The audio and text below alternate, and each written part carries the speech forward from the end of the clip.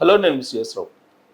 మనకి ఇక్కడ ఫోటోలో కనిపిస్తున్నటువంటి వ్యక్తి జిమ్ క్రెమోర్. ఇతని పేరు ఎవరు అంటే, ఇతను సిఎన్బిసిలో ఒక ప్రోగ్రామ్కి ఇతను సిఎన్బిసిలో వ్యాఖ్యాతగా ఉంటారు. ఇతనికి స్టాక్ మార్కెట్ మీద బాగా కమాండ్ ఉంది.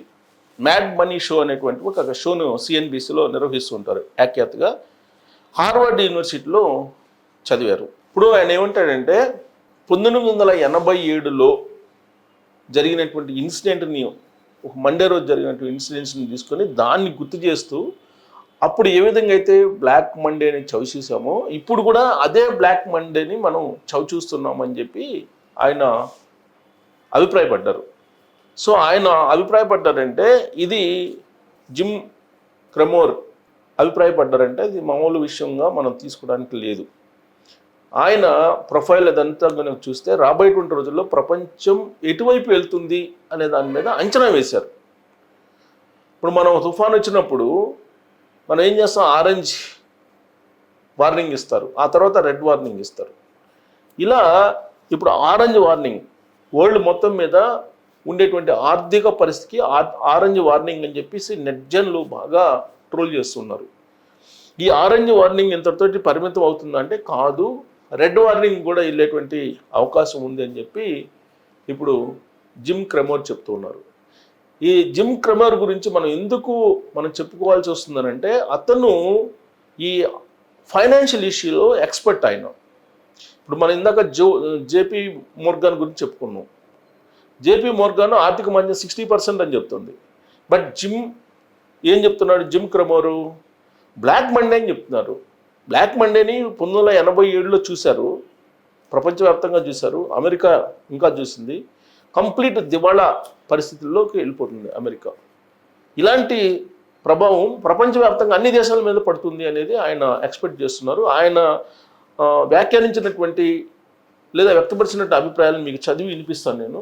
ఆల్రెడీ మొత్తం వరల్డ్ వైడ్ కూడా ఆయన ఇచ్చినటువంటి ఆ రిపోర్ట్ మీద చర్చ జరుగుతూ ఉంది. ఇప్పుడు నేను మీకు వినిపిస్తాను.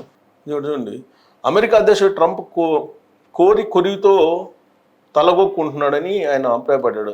ప్రారంభించిన వాణిజ్య యుద్ధం దెబ్బ సోమవారం ప్రపంచంలోని అన్ని ప్రధాన సూచీల్లో ఒక్కటి లాభాలు లేవంటే అతిశక్తి కాదేమో. దాదాపు 90 దేశాలపైన ట్రంప్ భారీగా ప్రతీకార పన్నులు విధించడంతో ఇన్వెస్టర్లు బొంబేలెత్తిపోతున్నారు. ఆసియాలోని జపాన్, దక్షిణ Korea, China, Hong Kong, Taiwan, Bharat ప్రధాన సూచీలు మొత్తం కనీసం 3 నుంచి 10 లోపు నష్టాలను నమోదు చేశాయి.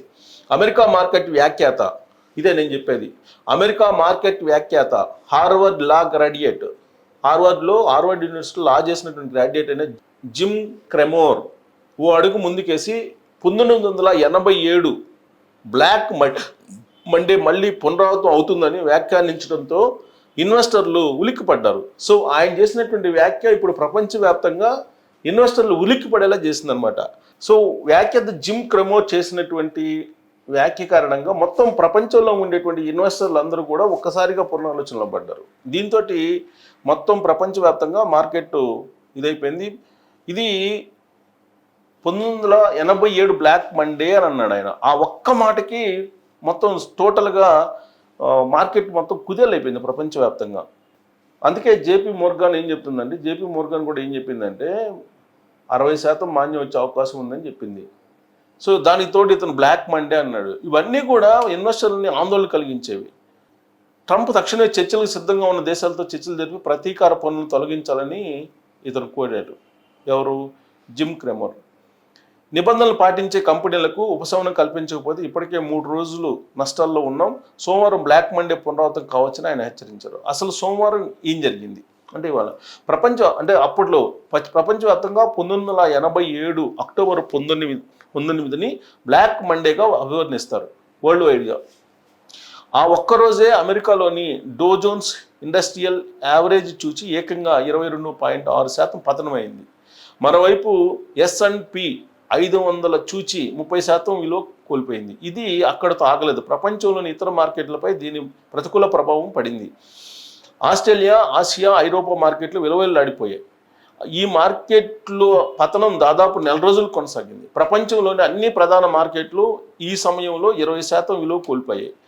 1987 స్టాక్ మార్కెట్ పతనం ఏదో ఒక కారణంతో జరిగింది కాదు. చాలా అంశాలు దీనికి తోడయ్యాయి. బ్లాక్ మండేకు ముందు వరకు బుల్ మార్కెట్ జోరు కనిపించింది. దీంతో 1982 నుంచి చూస్తే చాలా స్టాక్స్ విలువ 3 రెట్లు అయ్యాయి. దీంతో అవి కరెక్షన్కు గురయ్యాయి. సో ఇది చెప్పింది కరెక్టే. 1987లో వచ్చినటువంటి బ్లాక్ మండే వ్యవహారాన్ని మనం చూపిస్తే దానికంటే ముందు బ్లాక్ మండే రావడానికి ముందు బులియన్ మార్కెట్ బాగా హైప్ అయింది. ఇప్పుడు కూడా బంగారం రేట్లు లాస్ట్ వీక్ వరకు కూడా దాదాపు ఇంతకుముందు ఎప్పుడూ లేనటువంటి రికార్డు స్థాయిలో మనం చూసాం. కాబట్టి 1987లో ఏం జరిగిందో దానికి దాదాపు ఈక్వల్గా జరుగుతుంది బులియన్ మార్కెట్. అప్పుడు బులియన్ మార్కెట్ వేగంగా ఉండేది, ఇది మాన్యం రావడానికి ముందుగా. ఇప్పుడు కూడా అలానే వేగంగా గోల్డ్ రేట్ ఉందని చెప్పి గుర్తు చేస్తున్నాడు. ఇక కంప్యూటరైజేషన్ కూడా ఈ పతనానికి ప్రధాన కారణాల్లో ఒకటిగా నిలిచింది.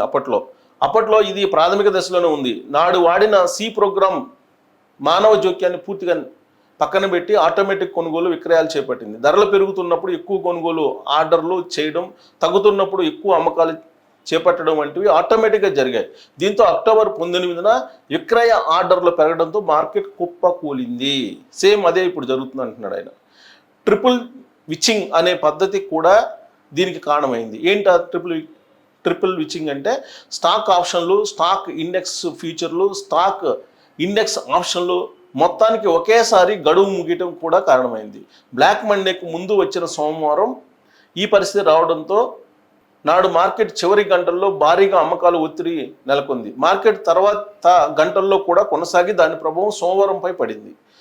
1987 బ్లాక్ మండే తర్వాత భవిష్యత్తులో ఇటువంటి పతనాలను నివారించడానికి చాలా చర్యలు తీసుకున్నారు. వాటిలో సర్క్యూట్ బ్రోకర్లు ప్రవేశపెట్టడం వంటివి ఉన్నాయి. ఇప్పుడు ఎందుకు భయాలు? మరి ఇంత జాగ్రత్తలు తీసుకున్నారు కదా, మరి అప్పట్లో 1987లో జరిగినటువంటి బ్లాక్ మండే మళ్ళీ పునరావృతం కాకూడదు ప్రపంచంలో అని చెప్పి కొన్ని జాగ్రత్తలు తీసుకుని సర్క్యూట్ బ్రోకర్లను ప్రవేశపెట్టారు. మరి ఇప్పుడు వాళ్ళు ఉన్నప్పటికీ ఎందుకు వచ్చింది అనే దాని మీద వివరిస్తున్నారు. ఇప్పుడు ఎందుకు భయాలు? ఏప్రిల్ 4వ తేదీన శుక్రవారం కోవిడ్ అతిపెద్ద పతనాన్ని అమెరికా మార్కెట్లు చవిచూశాయి. దాదాపు $5 ట్రిలియన్ సొమ్ము ఆవిరైపోయింది. ఆదివారం డో జోన్స్ ఫ్యూచర్స్ 1405 పాయింట్లు పతనమయ్యాయి. S&P ఫ్యూచర్స్ 4.3%, నాస్డాక్ 100 అంటే 5.4 నష్టపోయాయి. ఇక ఇవాళ ఉదయం అంటే ఇప్పుడు సోమవారం ఆసియా మార్కెట్లో ప్రారంభంలో ఇవాళ మార్కెట్లు అంటే ఏప్రిల్ 7వ తారీఖున జపాన్ నిక్కీ ఒక దశలో 8% వరకు పతనమైంది. ప్రస్తుతం 6% నష్టంతో ట్రేడ్ అవుతుంది. తైవాన్ చూచి 9.61%, దక్షిణ కొరియా కోస్పి 4.4%, చైనా షాంఘై చూచి 6.5%, ఆస్ట్రేలియా ASX చూచి 3.82% మేర నష్టాల్లో ఉన్నాయి. మార్కెట్ పరిస్థితులపై ఆరెంజ్ మండే మీమ్స్, సో ఇది important, orange Monday memes social మీడియాలో వెల్లువెత్తాయి మార్కెట్ పరిస్థితులపైన. నేడు బ్లాక్ మండే అయితే దాన్ని ఆరెంజ్ మండేగా పరిగణించాలని నెట్జెన్స్ అంటున్నారు. అంటే ఇప్పుడు బ్లాక్ మండే కాదు ఆరెంజ్.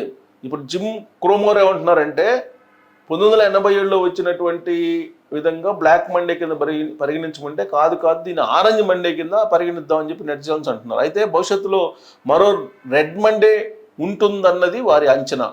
ఎవరి జమ్ క్రేమర్ అంటే ఎవరు? ఈ జిమ్ క్రేమర్ ఎవరు అని అంటే CNBC ఛానల్లో మ్యాడ్ మనీ షోకు జిమ్ క్రేమర్ వ్యాఖ్యాత. మ్యాడ్ మనీ షోని నిర్వహిస్తుంటాడు CNBCలో. CNBC ఇన్వెస్టింగ్ క్లబ్ను కూడా నడుపుతున్నారు. So financial media website the street వ్యవస్థాపకులు కూడా ఇతను.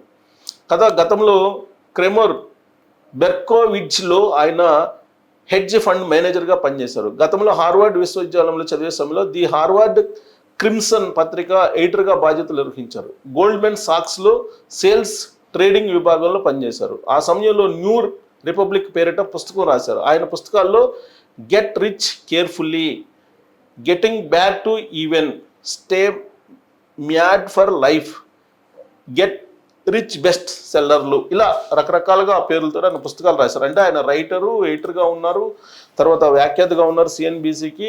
ఇవన్నీ చూస్తే కనుక అతను జిమ్ క్రేమర్ వేసినటువంటి అంచనా ఏదైతే ఉందో 1987లో వచ్చినటువంటి బ్లాక్ మండే అది రాబోతుంది అనేది ఆయన చేసినటువంటి ఒకే ఒక వ్యాఖ్య ప్రపంచంలో కొన్ని లక్షల కోట్ల రూపాయలు, దాదాపు ఆయన వ్యాఖ్య చేసిన తర్వాతనే 40 లక్షల కోట్ల రూపాయలు ఒక అమెరికా మార్కెట్లోనే ఆవిరైపోయింది అని చెప్పి అంటున్నారు.